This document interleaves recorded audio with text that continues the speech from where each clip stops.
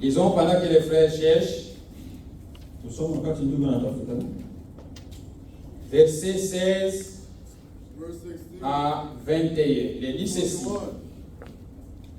Afin qu'il vous donne, selon la richesse de sa gloire, d'être puissamment fortifié par son esprit dans l'homme intérieur, en sorte que Christ habite en vos cœurs, afin que Christ habite dans vos cœurs par la foi, afin qu'étant enraciné et fondé dans l'amour, vous puissiez comprendre avec tous les saints quelle est la largeur, la longueur, la profondeur et la hauteur, et connaître l'amour de Christ qui surpasse toute connaissance, en sorte que vous soyez remplis jusqu'à toute la plénitude de Dieu. Or, à celui qui peut faire par la puissance qui agit en nous infiniment au-delà de tout ce que nous demandons ou pensons. À lui soit la gloire dans l'Église et en Jésus-Christ dans toutes les générations au siècle des siècles. Amen. Amen. On va lire après en Swahili, chantons un peu et après on va prier. Et ton amour me frappe. Il travaille pour mon bien, je vais me reposer, puisque j'aime Jésus. Et ton amour me frappe. Il travaille pour mon bien, je vais me reposer, puisque j'aime Jésus. Tout concourt pour mon bien, puisque j'aime Jésus. Tout travaille pour mon bien, puisque j'aime le roi. Prions tous. Awajalieni kwa kadiri ya utajiri wa utukufu wake, kufanywa imara kwa nguvu kwa kazi ya Roho wake katika utu wa ndani.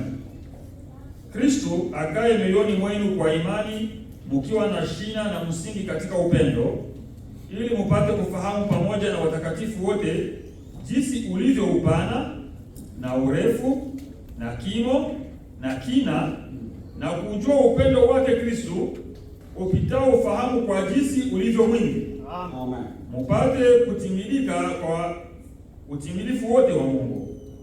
Basi atukuzwe yeye awezaye kufanya mambo ya ajabu mno kuliko yote tuyaombayo au tuyawazayo, kwa kadiri ya nguvu itendayo kazi ndani yetu. Naam, atukuzwe katika kanisa na katika Kristo Yesu hata vizazi vyote vya milele na milele. Amen. Nous voulons parler sur les dimensions. Les dimensions. Quand vous vérifiez le mot dimension dans le dictionnaire, vous verrez que c'est la hauteur, c'est la profondeur, c'est la largeur, c'est ça. Vous savez que la Bible, il y a des mots, il y a la grammaire, et chaque mot a été mis à sa place. C'est pourquoi si vous déplacez un mot, vous le mettez dans un autre endroit, vous dérangez tous les plans de Dieu. Dieu veut que sa parole reste à sa place. C'est pourquoi il a dit même une virgule doit être obéie. Même un point doit être obéi. C'est pourquoi il a dit que même la lettre, une iota ne disparaîtra jamais. C'est pourquoi nous sommes vraiment très reconnaissants que Dieu nous a pu donner la révélation de sa parole. Frère, tu peux un peu réduire le volume ça fait des microphones des frères. Naweza punguza kidogo. Okay. Karibu sana. C'est pourquoi nous voulons parler sur les dimensions. La parole de Dieu nous dit ici, au verset 18, vous puissiez comprendre avec tous les saints quelle est la largeur. La largeur de quoi? La longueur. La longueur de quoi? La profondeur de quoi? La hauteur. La hauteur de quoi? De connaître l'amour de Christ. C'est-à-dire l'amour de Christ. C'est pourquoi nous chantons l'amour de Dieu. Et comment il est? Il est si haut. Personne ne peut le surpasser. Il est si large. Personne ne peut la contourner. Et il est si profond. Tu ne peux jamais le renverser. C'est-à-dire nous devons avoir cette connaissance de l'amour de Christ pour nous. Si vous n'avez pas cette connaissance, alors vous ne serez pas dans la plénitude. C'est ça ce qu'il est dit ici. De connaître l'amour de Christ qui surpasse toute connaissance. Toute connaissance. Connaissance des mathématiques, connaissance de la science, connaissance de la technologie, connaissance des langues, tout ce que vous pouvez connaître. Si vous n'avez pas la connaissance de l'amour de Dieu, vous n'avez pas de connaissance. Pourquoi? En sorte que vous soyez remplis jusqu'à toute la plénitude de Dieu. Nous voulons que les gens soient remplis de la plénitude de Dieu, qu'ils aient une connaissance de l'amour de Christ. Frère, on n'a pas de mots pour décrire l'amour de Christ. Ce que nous sommes, c'est grâce à son amour. Il est mort pour nous. Il a versé son sang pour me racheter, te racheter. Pour que toi et moi, nous soyons des frères et des sœurs, des pères et des mères. Ça, c'est pas l'amour de Dieu. Alors nous devons avoir cette connaissance-là. C'est pourquoi, si nous sommes ici, c'est grâce à l'amour de Dieu. Il y a déjà, nous sommes sortis tous dans différents points. Dieu a voulu que nous soyons ici ensemble. C'est pourquoi il est bon d'avoir la connaissance de l'amour de Dieu. Quand on parle des dimensions, c'est un sujet que Frère Branham avait parlé. Il a parlé des dimensions. Bon. Moi j'ai aussi dit, mais lui n'a pas mis aucune écriture. Quand vous lisez, il a seulement dit qu'il y a dimensions. Il y en a 7. Il y a 7 dimensions. 7. Mais lui, en expliquant tout ça, lui n'a pas mis aucune écriture. Ah, mais je suis demandé. Comment est-ce qu'il a insisté ainsi sur ces choses? Mais ces choses n'ont pas d'écriture. Il y a 7 dimensions. Vous pouvez nous projeter? On a quand même essayé de faire quelque chose. Les 7 dimensions-là, ils sont groupés, essayez de minimiser. Pour que les gens le voient très bien. Ou bien, faites so that it can fit in the screen.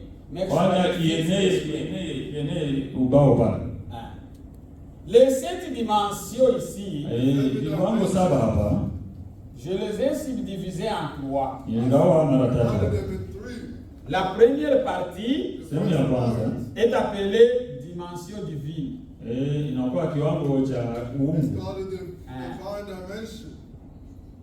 Deuxième partie, c'est la dimension des esprits.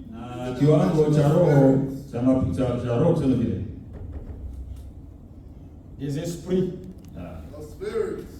Troisième partie, c'est les dimensions humaines.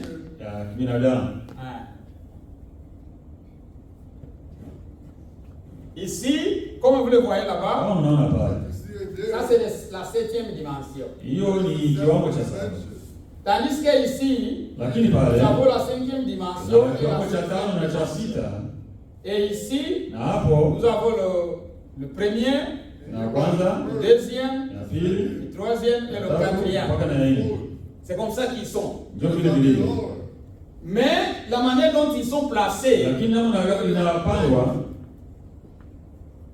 on va essayer d'expliquer. tutajaribu kueleza. On va essayer de voir si on va terminer. On va expliquer un peu quelque chose là-bas. Tutajaribu kueleza kitu fulani pale. Quand on parle de dimensions, Kama tunazungumzia viwango, laissez-moi d'abord vous lire les acha kwanza prophètes. niwasome. Je vais vous donner des citations. Napatia Et moi, je vais mwanzo. lire il. Mimi andika tu moja. Moi, je vais lire il. Tasoma moja. Si vous voulez écrire, Kama unataka il y a kuandika. une prédication qui a été prêchée le 20 avril Mahubiri ambayo yalihubiriwa mwezi wa 4 tarehe 1957. 1957. Le 20 avril 1957. Tarehe 20 mwezi wa 4 Vous pouvez commencer 1957. au paragraphe 77 Kifungu cha 77 au 77 77 jusqu'à 79. mpaka 79. Mais moi, Ila mimi je vais lire tasoma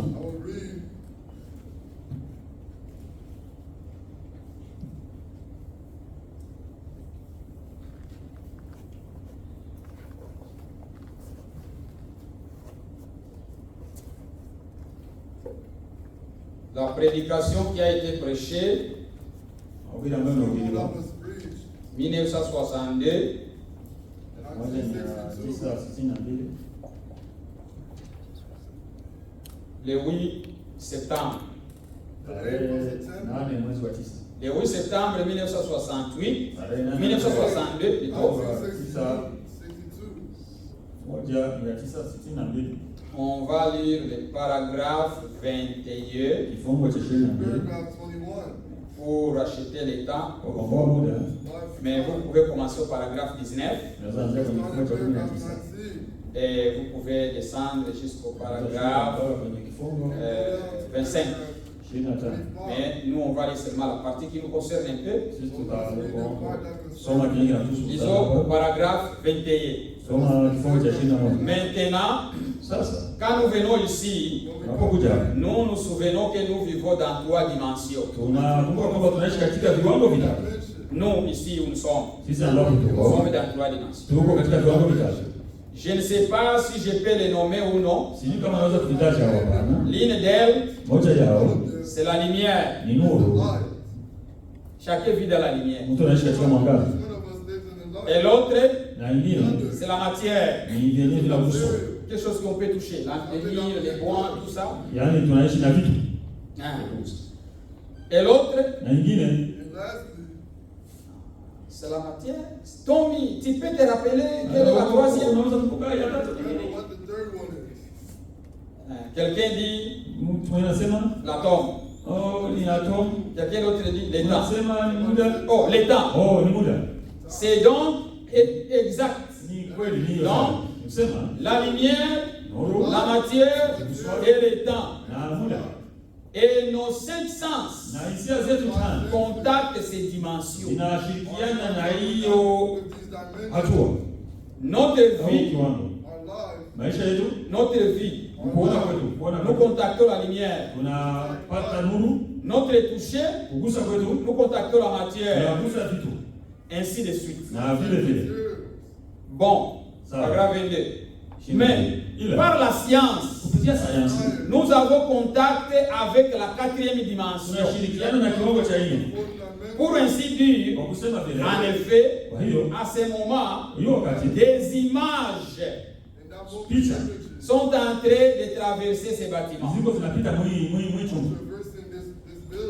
Des voix de la radio, Sauti za runinga, des images de télévision picha za television. que nos sens n'arrivent pas à contacter. Hisia zetu haziwezi kwenda kuzikuta. Mais pourtant, ijapokuwa au moyen d'un tube kupitia mtandao et ou un dispositif cristal, on arrive à capter ces ondes wanafikiria hata kuchukua Dans l'espace. katika hewa à les manifester. wanafanya vionekane. Donc, Ni kusema vous voyez, unaona, dans ces bâtiments en ce moment, katika hii chumba hii il wakati y a des actions kuna mambo kunafanyika de gens en direct ambayo iko inaonekana kwa nafasi nyingine dans leur katika anga, des voix en direct. na sauti ambazo ziko zinatembea Elles sont ici. na ziko wako hapa, Nous le savons. tunajua vile Elles sont absolument la vérité. hiyo ni kweli. Et tout ce qu'on fait, Yote ambayo tunafanya c'est de le capter avec, ni kuichukua comprendre avec je ne comprends pas les mécanismes namna de ces choses ya yale mambo que la science a inventées. sayansi iligundua, Mais nous savons que cela nous prouve qu'il y a une quatrième dimension. ile inahakikisha kwamba kuko kiwango kingine cha nne. Maintenant, Sasa la cinquième dimension, kiwango cha tano c'est l'endroit où va le pécheur, ni nafasi ambapo wenye dhambi l'incroyant, asiamini quand il meurt. wakati anakufa. La cinquième dimension Kiwango cha tano est en quelque sorte en bien la dimension horrible. ni kama vile kiwango kibaya sana. Or cet homme, Na mtu yule quand un chrétien meurt, wakati Mkristo anakufa, il va dans la sixième yeye dimension. anaenda katika kiwango cha sita, Et Dieu, lui, na Mungu yeye se trouve dans la septième. anaishi katika kiwango cha saba. Amen. Amen. On est ensemble? Tuko pamoja? Ça, quand j'ai lu ça, ça m'a bouleversé. Wakati nisoma hii kalibadilisha sana. Je me suis demandé, mais Nikajiuliza, comment il y a des dimensions? namna gani kuna viwango? Mais lui dit, il donne le nom, il dit c'est 7. Anasema kwamba ni saba Et il les a bien placés. na kaziweka vizuri. J'ai moi aussi essayé de voir si on peut trouver une écriture qui va soutenir Nilikuwa cette natafuta kama kunaweza kuwa andiko ambalo linaweza ashikilia hivi. ces déclarations ici. Mambo ambayo anaeleza hapa. Alors, Sasa comme on a 7 dimensions, kama vile tuko na viwango saba, Dieu, Mungu lui, vit dans la 7e anaishi dimension. katika kiwango cha saba. Il est au ciel. Yeye yuko mbinguni. C'est pourquoi, Ndio maana quand j'ai lu la Bible wakati nisoma Biblia en anglais, katika Kiingereza, quand vous lisez Matthieu chapitre 5, soma Mathayo sura ya 5, verset 9, verse ya 9, il dit, notre Père qui est au ciel. nasema Baba yetu uliye mbinguni. Ça, c'est le français. Hiyo ni Kifaransa. Mais en anglais, Lakini katika il n'est Kiingereza pas dit notre Père qui est au ciel. haisemi kwamba yuko mbinguni, Il n'est pas dit notre Père qui est au ciel. kwamba yuko mbingu. Heavens. Non. Akusema mbingu Ça, c'est kama le yuko français. mbingu. Ile ni Kifaransa. Mais en anglais, Kwa Kiingereza il est dit notre Père qui est au ciel. ambaye yuko mbingu, yaani moja tu. Je me suis demandé, j'ai essayé de fouiller les traductions. Tout en français, ils ont tous la même chose. Walileta tu kwa wingi, Mais quand vous regardez en anglais, lakini kwa Kiingereza ce n'est pas le cas. haiko vile. Les en anglais, on n'a pas dit Our Father who is in heavens. Hawakusema mbingu kama Très vile bien. mbingu. Vous avez l'anglais là-bas? Non, c'est français. Comment ça se dit? Ça dit ciel? Ok. Qui a l'anglais? Who has have English? Hein? Who has it? Okay, read for us the Matthew chapter 6, verse 9.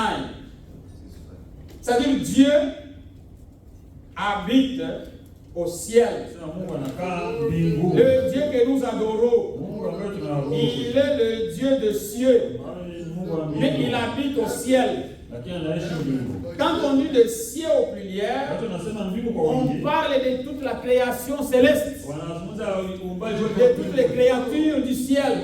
viumbe vyote vya mbingu. Mais le ciel Lakini en mbingu soi, kwa c'est pekee le lieu ni sehemu où habite Dieu. ambapo Mungu anakaa. C'est là où se trouve son trône. Pale ambapo anakuwa kiti chake. Quand on parle du ciel, Wanasema mbingu. ici on fait allusion au trône. Hapa ni wanakuja kuhusu kwenye kiti cha enzi pale. Quand vous lisez la Bible, Soma il Biblia. nous dit ciel. Nasema mbingu. Ça veut référer en rapport avec le trône, là où Dieu reste. Pale ambapo Mungu anaishi. Quand on parle de ciel au Watu pluriel, wanasema kwa wingi. on parle de toute la constitution des cieux. Ni mbingu, yaani sehemu zote za mbingu. Parce que même, avez-vous trouvé ça? Read 6:9. 6:9, Matthew.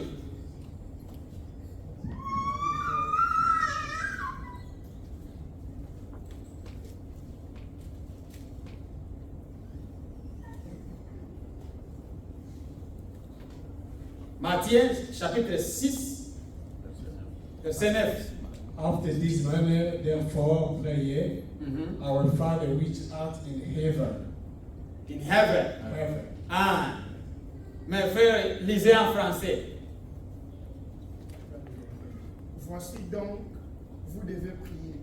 Notre Père qui est aux cieux. Qui est aux cieux. Vous voyez ça? Les mêmes versets, mais une tradition différente. Parce que la Bible a été traduite par différentes personnes. Mais la vraie chose ici, on devrait dire, l'anglais a bien interprété ça. Parce qu'ici, on va prier à celui qui est assis au trône. Et qui est assis au trône. Ah, lisons aussi notre écriture. Pour voir, est-ce que ce que nous parlons là est vrai? Lisons Apocalypse chapitre 4. Apocalypse chapitre 4. Verset 1. Apocalypse chapitre 4. Dieu, lui, vit dans la 7e dimension. Là où se trouve Dieu, il y a même plus que des anges, des créatures célestes qui sont là. On va les voir. Chapitre 4, on commence au verset 1. Disons, c'est ce qu'on lit, disons, c'est ainsi écrit ici. Après cela, je regardais et voici une porte ouverte dans le ciel. La première voix que j'avais entendue comme le son d'une trompette et qui me parlait et dit, monte ici et je te ferai voir ce qui doit arriver à la suite. Aussitôt, je fus ravi en esprit, et voici, il y avait un trône dans le ciel, et sur ce trône, quelqu'un était assis. Amen. Disons, soyez frères. Baada ya hayo naliona, natazama mlango ukafunguka mbinguni, na sauti hayana budi kuwako baada ya hayo. Na mara nalikuwa katika roho, natazama kiti cha enzi kimewekwa mbinguni, na mmoja ameketi juu ya kiti. Amen. Le trône de Dieu était établi pas dans les cieux. En hébreu, le mot ciel au pluriel, on l'appelle Shamaim. Shamaim. Pour dire que les cieux et tout ce qu'elle contient, tout ce qui est dans les cieux, toutes les constitutions célestes qu'elle lui a fait, c'est ça. Mais là où Dieu reste, là où se trouve son trône, il est dans les cieux. C'est-à-dire, en rapport avec le trône, on parle ciel. Mais pour ceux qui parlent de, par exemple, quand on lit Genèse, disons Genèse, chapitre 1. Écoutez ce qu'il est dit ici dans Genèse, chapitre 1, verset 1. Au commencement, Dieu créa les cieux et la terre. Pour ce qui est de la création, Dieu avait créé les cieux et tout ce que les cieux contiennent. Il y en a plusieurs cieux. Disons peut-être pour voir, il y a quelqu'un qui a vu trois. On est ensemble? Disons 1 Corinthiens, 2 Corinthiens 12. Dieu est dans la 7e dimension. Personne n'est jamais été là. Tous ceux qui meurent, personne n'est jamais monté où se trouve Dieu. S'ils arrivent là, ils vont nous précéder. C'est là où nous partons. Nous partons où se trouve Dieu. Mes sœurs ici, nous allons ensemble, pas dans les cieux, mais au ciel. Là où se trouve le trône de grâce, le trône de miséricorde, là où se trouve notre Sauveur. C'est pourquoi dans Jean chapitre 14, il est dit, je m'en vais vous préparer une place. Et quand la place sera prête, je reviendrai, je vous prendrai, afin que vous soyez là où je suis. Qui est sur le trône? Nani mwenye kwa kiti? C'est Jésus. Ni Yesu. Alors nous serons là où il est. Utakuwa pale kwenye. Nous irons dans la face de Dieu. Utakwenda kwa uwepo Dans les, wa Mungu. au devant, au ciel, là où se trouvent les Pale anges. mbinguni pale kwenye mkoa wa malaika. C'est pourquoi les anges Ndio maana malaika seront surpris. watashtuka. Ils sont ces gens. Watu ni wanani? Peut-être ils vont vous voir tous. Wakati watakapowaona nini? Ah, où sont venus ces gens? Watu watatoka wapi? Oui, ce sont des sauvés, Wale des waliokombolewa. rachetés. Ils vont, ces jours-là, nous allons envahir le ciel. Ile wakati tutafanyia Ça sera un moment glorieux. itakuwa muda wa Mais il ne faut utukufu. pas manquer cette occasion. Usikose hiyo wakati. Vivez une vie Uishi maisha à sacrifier tout pour le ciel. utoe yote kwa ajili ya mbingu. Mes sœurs, Ndugu, sacrifiez tout toa vyote pour aller au ciel. ili kwamba Mes frères, sacrifions tout pour aller au ciel. Tout ce que nous avons ici, c'est passager. Si vous avez l'argent, va partir. Si vous avez du travail, on peut te chasser. Si vous êtes en bonne santé, tu peux tomber malade. Il n'y a rien d'éternel ici. La seule chose qu'il faut garder, gardons la foi dans la vérité. C'est seulement ça. Gardez votre foi dans les Saintes Écritures. Si votre foi n'est pas fondée selon les Écritures, vous ne serez jamais au ciel. Je le répète, tu ne seras jamais au ciel. Le ciel est réservé seulement à Dieu et à tous ceux qui obéissent à sa parole. Tous ceux qui vivent selon sa parole. Tous ceux qui pratiquent sa parole. Tous ceux qui aiment sa parole. Ce sont ces gens-là qui vont hériter le ciel. Parce que la Bible nous dit, errez les justes, parce qu'ils hériteront. Il faut hériter le ciel. Et la justice, c'est vivre une vie conséquente. Tu dois avoir de l'amour, la grandeur de l'amour. Nous devons avoir des places dans nos cœurs pour nos sœurs et pour nos frères. Frère, si vous dites que vous m'aimez, même si j'ai fait une erreur, tu vas couvrir ça. Mais c'est déplorable aujourd'hui. J'ai fait seulement une petite erreur. Frère, ça détruit l'amour que tu avais. Tu me saluais, tu ne me salues plus. Tu me vois, je décide de venir comme ton ennemi. Et puis tu dis qu'on va partir ensemble. Jamais.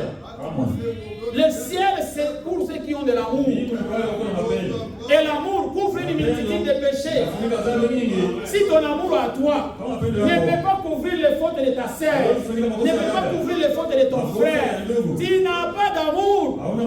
Tu es un menteur. Un enfant, une fille ou un fils du diable. Parce que dans le diable, il n'y a pas d'amour. C'est celui qui est la haine. Si vous achetez, imagine les enfants du diable, Caïn, et son fils, les premiers polygames. Vous le savez que c'est qui ça? C'est la Mecque. Les premiers polygames, aussi les criminels. Parce que quelqu'un seulement l'a piétiné, frère. Il dit une personne parce que quelqu'un seulement l'a piétiné. Lisez la Bible. Quelqu'un te piétine seulement. Quelqu'un t'a chopé. Il fait une chose. Ça devient trop grand. Ça devient la publicité. Tout le monde connaît. Oh, telle personne. Oh, il m'a fait ceci. Il ne m'aime pas. Des chantages partout. Avec de tels esprits. Oubliez le ciel. Si tu meurs dans cet état-là, tu restes. Mais comment ça? Nous devons avoir la profondeur, la hauteur de l'amour de Jésus-Christ. Frère, nous devons garder l'amour au milieu de nous. Frère, aimons-nous les uns les autres. Même si vous m'offensez, parce que je t'aime, je couvre. Nous avançons. C'est comme si tu ne m'as jamais aimé m'offenser.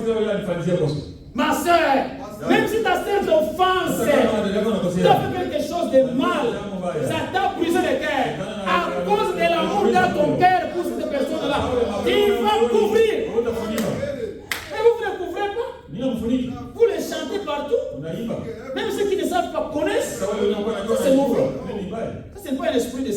roho ya utakatifu. Le ciel, Mbinguni. où se trouve le Na trône? nini kuko kiti? De telles personnes n'entrent pas. Wale watu wataingia. De telles personnes Wale watu n'entrent pas. hawaingii. Il y a n'entre pas, n'entre jamais. Hawaingii kama. Il faut mettre la négation affirmative. Jamais.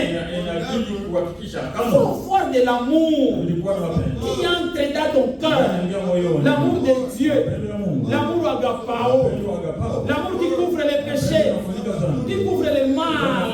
Les mal des autres. Mais une petite erreur, mon frère. Tu ne peux plus me saluer.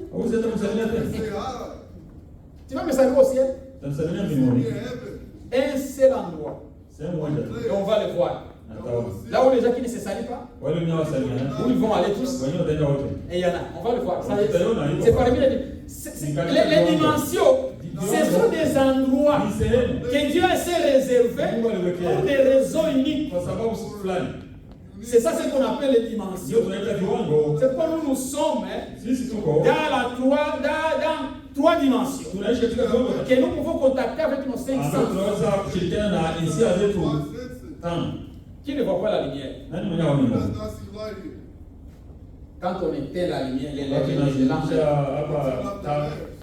qui peut vivre dans les ténèbres? Non. C'est pourquoi Dieu, en créant la terre, il a premièrement séparé la lumière du ténèbre. Que la lumière soit. Parce qu'il savait que ces hommes vivront dans la lumière. Ceux qui partent dans l'espace, International Space Station, quand vous partez là, ils ont 45 minutes de nuit et 45 minutes de jour. Là-bas. Parce que ce n'est pas un endroit vivable. Dieu nous a mis dans un bon endroit. La lumière est là. Il y a des choses à regarder dehors. Il y a des arbres. On peut aller les toucher. Il y a des pierres. Il y a tout. C'est pourquoi il y a les toucher. Et nous sommes aussi dans l'état. On a déjà sorti. Rentrons.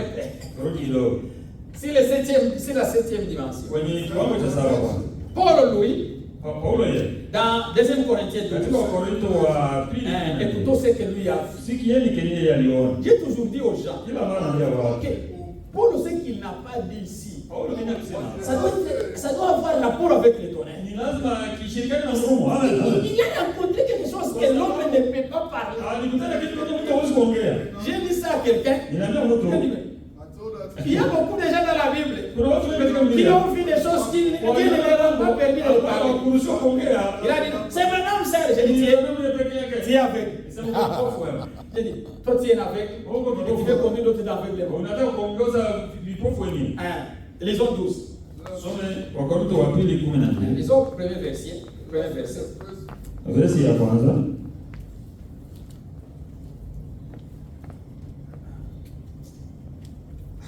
Vous pouvez commencer au premier verset. Avec l'état qu'on a, nous voulons aussi un peu parler un peu de toutes ces dimensions. Rachetons l'état, les autres, troisième verset. Et je sais que cet homme, si c'est fit dans son corps ou sans son corps, je ne sais pas. Dieu le sait. Il fut enlevé dans le paradis qu'il entendit. Commençons au premier verset. Ça va donner un peu de sens. Il faut se glorifier. Frère, vous voulez vous glorifier? Il faut se glorifier quand vous avez la connaissance de la vérité. Ne vous glorifiez pas avec de l'argent, des voitures, des maisons. Non. Ne vivez pas dans la vie de compétition. Vous le savez. Ne vivez pas dans la vie de compétition. Les chrétiens ne font jamais de compétition. Il a acheté tel vêtement. Moi aussi, je vais faire tout pour en acheter. Tu es païen. Ça, c'est une vie de compétition. Vous voulez comparer avec qui vient ici pour regarder les vêtements? Il ne change pas les vêtements, ça te regarde. Tu es encore bébé. Tu n'as pas encore connu la grâce de Dieu. ici où nous venons, Hapa tunakuja. on ne regarde pas les vêtements des gens. Vous les sœurs, vous, je parle aux sœurs uniquement. Parce que les sœurs ont une tendance de vouloir se comparer. Mwelekeo wa kwenda kujilinganisha. Vous comparez avec qui? Unajilinganisha na nani? Comparez-vous avec Jésus-Christ. Unajilinganisha na Yesu. C'est lui notre modèle. Yeye ndiye mfano wetu. Ne vivez pas tel vêtement. Nguo fulani. On est chrétien, ne vit plus comme ça. Mkristo aishi tena vile. Non. Hapana. Si vous vivez dans ce monde-là, Kama unaishi katika je suis désolé. ole bwana. Je n'ai pas de sœurs, de père et de mère. Oh, wangu wa dada yangu wa baba na mama. J'ai des sœurs à moitié. Ni wadada wa kipande. Step sister. Wakando. Wakambo. C'est ça. Il ne faut pas vivre dans ce monde-là. Hawezi kuishi pale. Sortez dans ce monde-là. Ngeni katika hiyo hali. Un frère visite, il voit le bien. Et si tu veux aussi en acheter, tu as des moyens, oui. Mais il faut que moi aussi je sois comme ça. Frère, ça c'est faux. Il ne faut pas vivre une vie de comparaison pour comparer. Tel a fait ça, il faut que moi aussi je fais ça. Quand vous êtes encore un dénominationnel qui est ici. Parce que là, c'est ça ce qui est là. Un ami m'a dit en Australie, les femmes ici, des super, quelqu'un achetait des super, tous. J'ai dit, mais qu'est-ce qu'il peut chercher là? Et partent pour voir quel vêtement qu'elle a porté aujourd'hui. Nous ici, on n'a pas ça.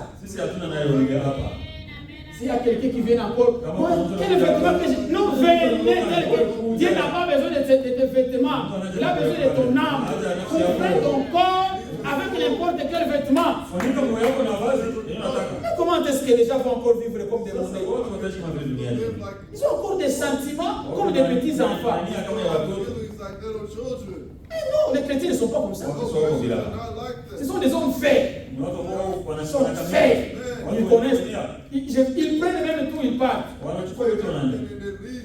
C'est pourquoi Paul aussi dit ceci. Jean, cela n'est pas bon de se glorifier. Là, il dit ça. Mais il y a un autre écrit qui nous dit, glorifiez-vous. Quand vous connaissez, vous avez la conscience de la vérité, il faut se glorifier. À cause de la vérité que vous avez. Pas à cause des biens matériels. J'en viendrai néanmoins à des visions, à des révélations du Seigneur. Je connais un homme en Christ. Pas dans notre tribu. Je connais un homme de Kifriru, de Barega, de Barende, de Kasaï, de Ou, de Congolais, de Kinois, de Haïti. Non. Je connais un homme en Christ. Nous connaissons en Christ Jésus. Nous ne sommes pas ici parce que nous venons tous d'un seul pays où tous nous parlons de même langue. Non, nous sommes ici parce que Christ nous a connus. Et nous aussi, nous manifestons ça. C'est pourquoi nous venons ici. Nous ne sommes pas reliés ici par un pays, par une tribu, par une langue. Nous sommes unis ici en Jésus-Christ, par sa parole. Il y a 14 ans, ravi jusqu'au 3e ciel. Il a été ravi jusqu'au 3e ciel. Lui, Paul, il a vu cette vision. Il a été ravi jusqu'au 3e ciel. Si nous pouvons dire que Frère Branham aussi a été ravi jusqu'au 6e dimension et il a vu nos frères. Ne dites pas non, vous vous fabriquez. Non, il y a Paul aussi qui a dit ça. J'ai été ravi au 3e ciel. C'était 14 ans passés. Ravi jusqu'au 3e ciel. Si c'est fit dans son corps, je ne sais pas. Si c'est fit hors de son corps, je ne sais pas. Dieu le sait. Et je sais que cet homme, si c'est fit dans son corps, où ça son corps, je ne sais pas. Dieu le sait. Il fut enlevé dans les paradis et qu'il entendit des paroles ineffables qui n'est pas permis à un homme d'exprimer. Vous voyez, C'était la même chose avec Apocalypse 10, 3, 4. Inafanana na Ufunuo 10. On a dit à Jacques, n'écris pas. C'est ça. Personne ne doit pas faire parler de ça. C'est pourquoi nous ici, on ne parle pas de ce qu'on dit de cette Paul ici aussi, on lui a dit, même si je te montre ça, je ne vais pas le parler. Lui a dit, il n'a même pas de mots. Comment l'exprimer? C'est pourquoi vraiment dit, quand j'ai vu les tonnerres passer, ça passait vite, à tel point que je n'ai pas les déchiffrer. Je ne savais même pas ça signifiait quoi.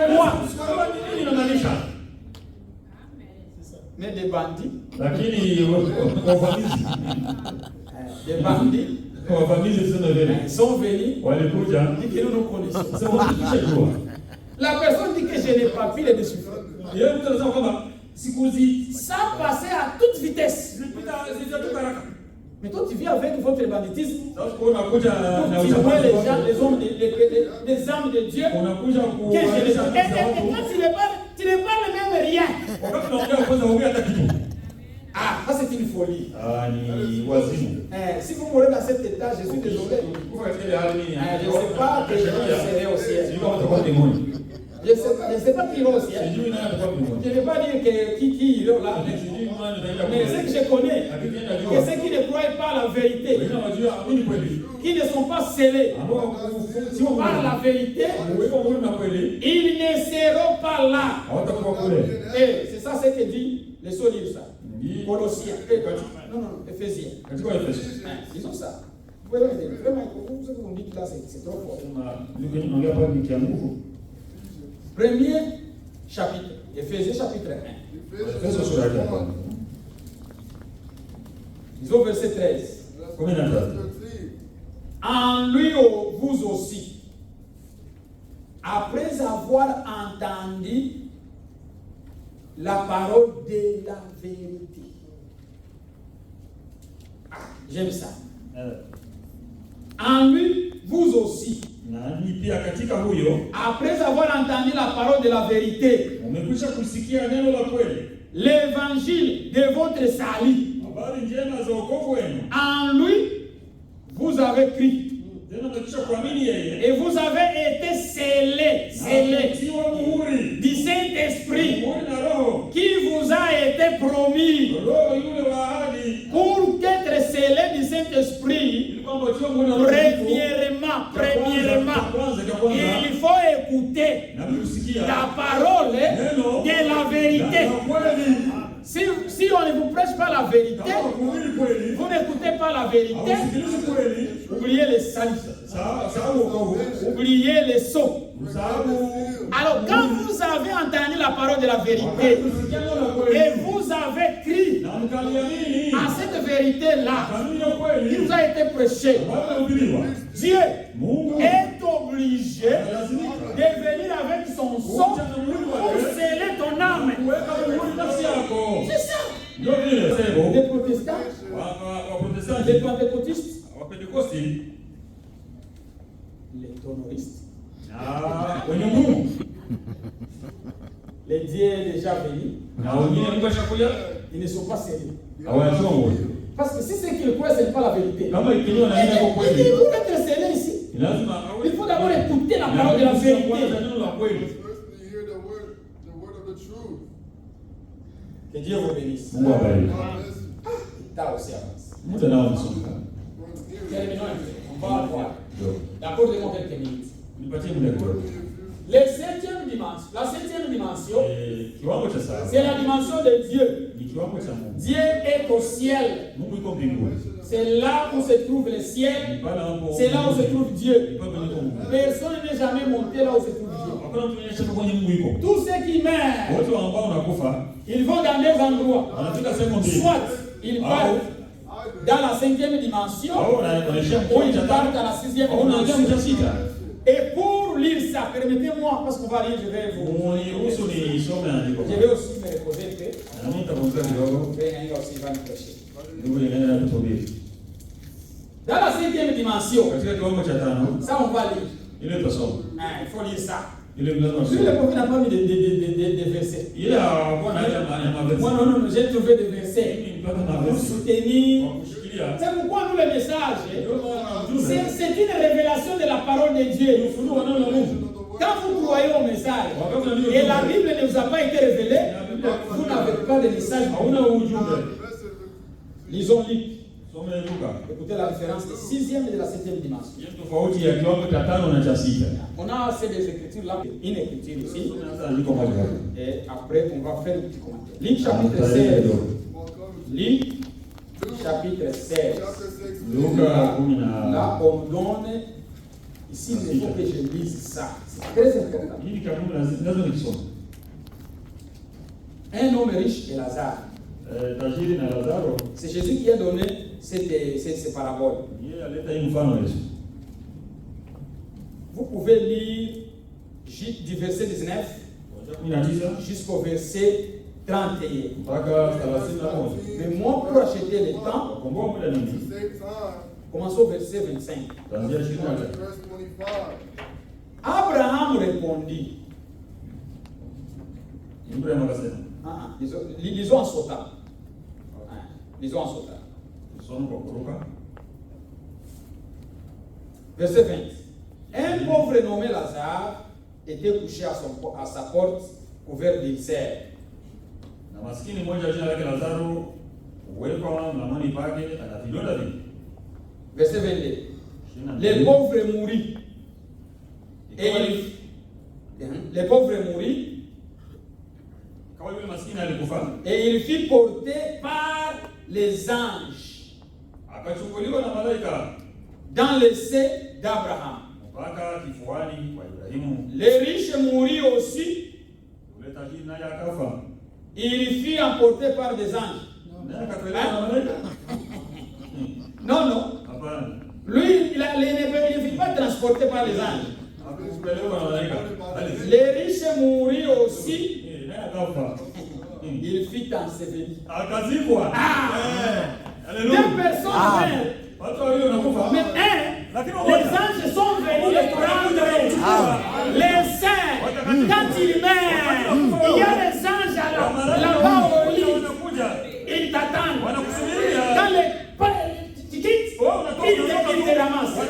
Ils partent avec toi. Où est-ce qu'ils t'amènent? Ici, la résurrection n'avait pas encore eu lieu. C'est pourquoi on dit, on l'a pris dans la poitrine d'Abraham. Le père de la foi. Il est allé se reposer. Il était allé où? Il est parti au 6e dimension. Vous verrez ça. Il est allé au 6e dimension. C'est qu'on appelait le paradis. C'est pourquoi Jésus à la croix, les voleurs là, il lui a dit, aujourd'hui, tu seras avec moi dans le paradis. C'est là où se repose mon frère. Notre frère Branham. Et tous les saints que vous savez qui sont morts en Christ, ils sont dans la 6e dimension, dans une joie parfaite. Mais les riches, voulez-vous, ici il n'a pas dit, on l'a dit, on l'a enterré. Il y a une critique qui nous montre aussi qu'il est de soif. Voulez-vous le connaître? Avez-vous encore quelques minutes? Et je vous donne les critiques pour savoir. Quand tu meurs sans Christ, frère, si tu meurs sans Christ, tu commences la souffrance aujourd'hui. Moi je suis en train de souffrir ici aux États-Unis. Personne n'a jamais souffert. Si c'est lui qui meurt sans Jésus. Le même jour où tu meurs, tu commences à souffrir. Écoutez la souffrance de cet homme ici avant de lui. Écoutez ce qu'il dit. Dans le séjour des morts, dans la 5e dimension maintenant, il lève les yeux. Diminuez le size. Diminuez le size. Diminuez. Non, reduce the size. Ça c'est la 7e dimension. Ça, c'est la 6e dimension. Kiwango cha sita. La Bible nous dit, il a levé les yeux. Akainua macho. Il n'a pas baissé les yeux. Hakushusha C'est-à-dire, macho. Kusema la 5e dimension est en bas. kiko chini. La 6e dimension est en haut. Il a levé les yeux. Ah, il a levé les yeux. Il était au 4e dimension, la 5e dimension. Alikuwa kiwango cha tano. Ah, ici. Il lève les yeux. Akainua macho. Il voit Lazare dans la poitrine d'Abraham. Quand il est dans la poitrine d'Abraham, il s'est reposé. Il lui dit, ici où nous sommes, je suis en train de souffrir, je suis en train de brûler. Ça, ce n'est pas encore le fait. C'est ça les tourments. Les cieux sont tourmentés. Il est sous tourment. Dans le cauchemar, il souffre.